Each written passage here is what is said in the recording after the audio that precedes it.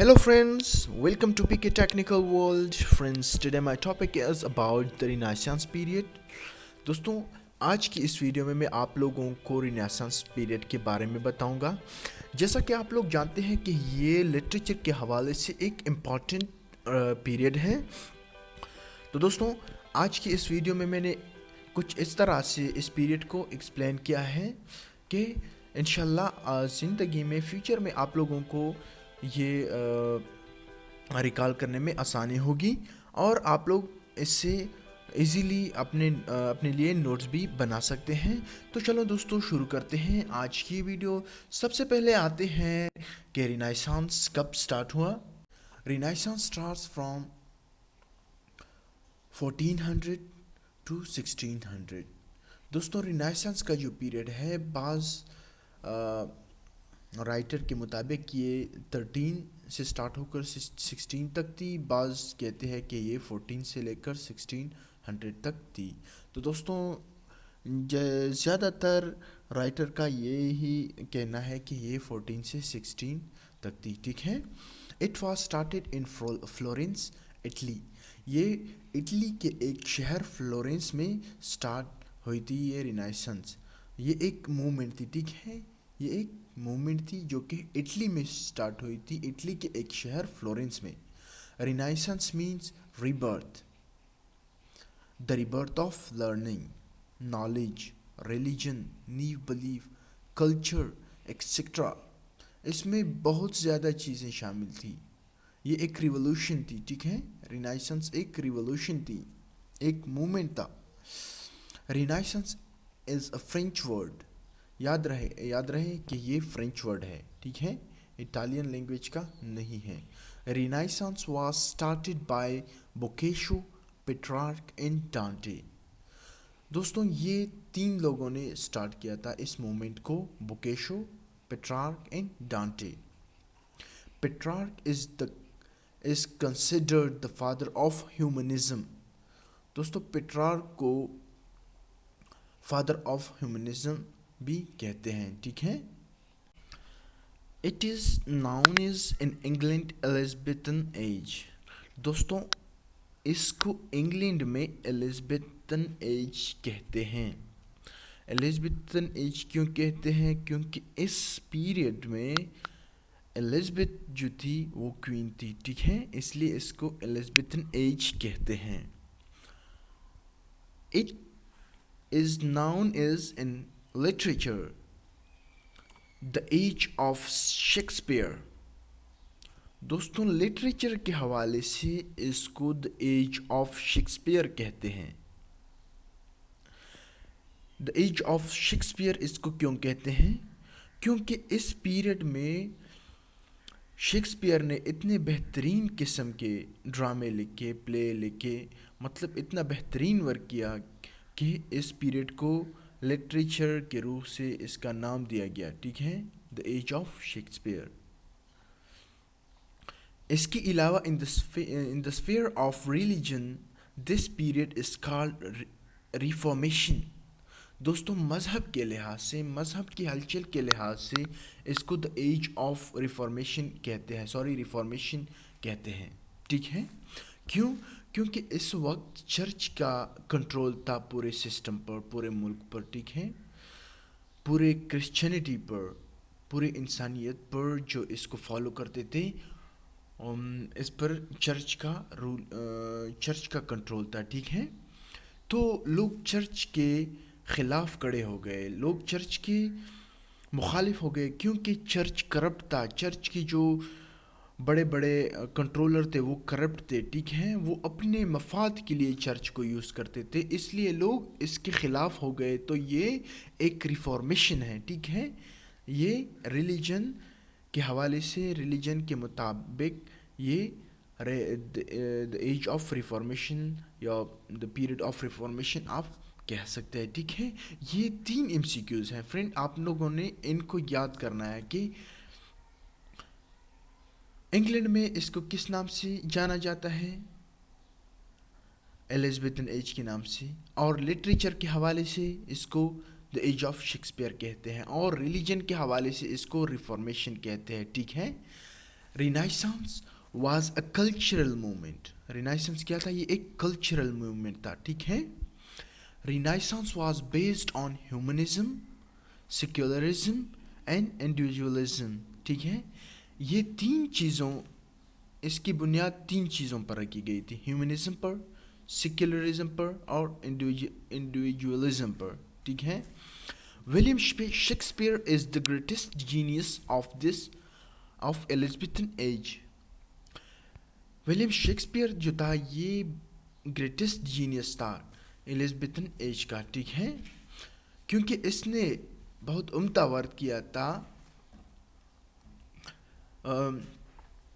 1564 से लेकर 1666 तक। He wrote more than 35 plays, ठीक है, इसलिए ये ग्रेट जीनियस था इस एज का, ठीक है। Renaissance is the golden age of English literature. दोस्तों, रिनाइसेंस ये एक गोल्डन सुनहरा दौर है इंग्लिश लिटरेचर में, ठीक है। और ये रिनाइसेंस जो रिवोल्यूशन है ये भी बेहतरीन किस्म का रिवोल्यूशन है। ये ब्लडलेस रिवोल्यूशन था, ठीक है। इसमें कत्ल व गारत नहीं थी, लोग लिखते थे, लोग एक दूसरे को समझाते थे, ठीक है। ये एक ब्लडलेस रिवोल्यूशन थी, एक बेहतरीन किस्म की रिवोल्यूशन थी हर लिहाज से, ठीक है। चाहे वो रिलीजन के लिहाज से हो, चाहे वो लिटरेचर के लिहाज से हो, मतलब ये जो क्वीन थी ना ये भी बेहतरीन किस्म की क्वीन थी। ये आवाम दोस्त क्वीन थी, ये फ्रेंडली थी, सारे लोगों के साथ ये फ्रेंडली थी, ठीक है। यहाँ पर कुछ बेहतरीन किस्म के काम हुए थे, बेहतरीन किस्म की इन्वेंशन हुई थी इस पीरियड में।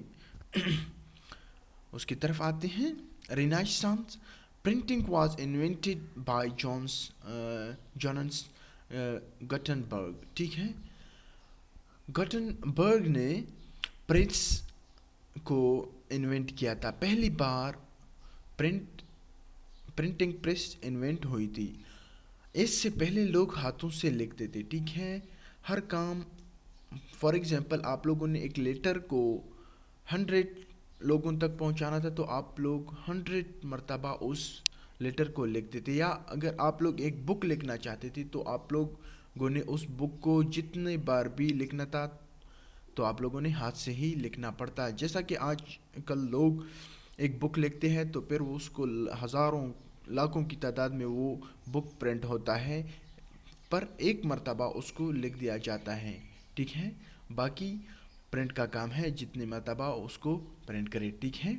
लेकिन उस वक्त ये नहीं थी कि आप लोग एक बुक को लिखते और फिर बाद में उससे प्रिंट करते क्योंकि उस वक्त प्रिंट नहीं थी। जब ये प्रिंट आया तो ये रिवोल्यूशन आ गई, ठीक है। लोग एक मर्तबा लिखते और फिर उसको प्रिंट करते थे, ठीक है। The king James Bible was the great achievement of this English renaissance in made by 47 scholar.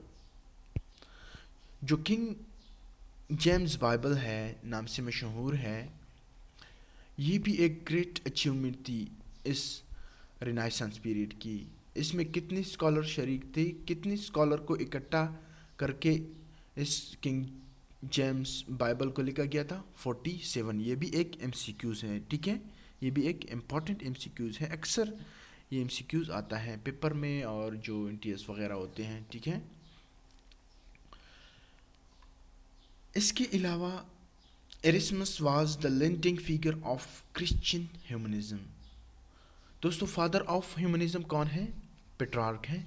और Erasmus was the leading figure of Christian humanism, ठीक है, ये लीडिंग फिगर है क्रिश्चियन ह्यूमनिज्म का, ठीक है। The 95 thesis criticised the practices of the Catholic church. दोस्तों, 95 thesis ये लिखे गए थे। इसमें किस चीज़ को क्रिटिसाइज किया गया था? चर्च को, क्योंकि चर्च करप्ट था। चर्च में जो खामियां थी उसको उजागर किया गया था, चर्च के ख़िलाफ़ लोग खड़े हो गए थे, ठीक है। ये भी एक ग्रेट वर्क था। Mona Lisa was painted by da Vinci, ठीक है, ये भी एक ग्रेट वर्क है इस दौर का। मोनालिसा ये एक आर्ट था, ये पहली बार इसको क्रिएट किया गया था डी विंसी ने, ठीक है, क्योंकि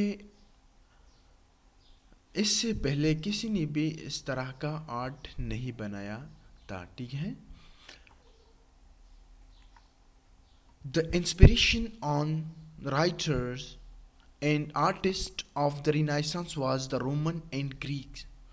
दोस्तों, रेनाइसेंस पीरियड के जो राइटर्स थे वो किससे मुतासिर हुए थे?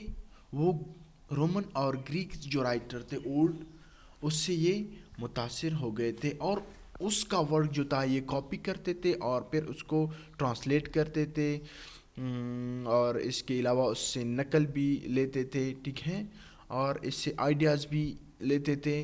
तो ये लोग बहुत ज़्यादा रोमन और ग्रीक राइटर से मुतासिर हुए थे, ठीक है। Renaissance divided into two parts, Italian Renaissance and Northern Renaissance. दोस्तों, Renaissance के भी दो पार्ट्स हैं, इसको दो हिस्सों में तकसीम किया गया है, Italian renaissance and northern renaissance. दोस्तों, आज के लिए इतना ही काफ़ी, इंशाल्लाह मिलते हैं नेक्स्ट वीडियो में। इसका जो दूसरा पार्ट मैं बनाऊंगा उसमें मैं इंशाल्लाह बाकी जितने भी एमसीक्यूज़ हैं वो मैं आप लोगों को बताऊंगा। तो दोस्तों, यदि आज की वीडियो उम्मीद है आप लोगों को अच्छी लगी होगी और आप लोगों ने कुछ सीखा भी होगा। दोस्तों, आप लोग कमेंट बॉक्स में ये मेंशन करें कि मैं आइंदा की जो वीडियोस हैं, आइंदा जो एजेस है उनको इसी तरह से एक्सप्लेन करूं या मैं पैराग्राफ के फॉर्म में एक्सप्लेन करूं। तो दोस्तों, अगर आप लोगों को वीडियो अच्छी लगी है तो बराए मेहरबानी इस चैनल को सब्सक्राइब करें और वीडियो को लाइक और शेयर करना ना भूलें, ताकि आप लोगों को नेक्स्ट आने वाली जो वीडियो है उनकी नोटिफिकेशन वक्त पर मिलती रहे। Thank you very much.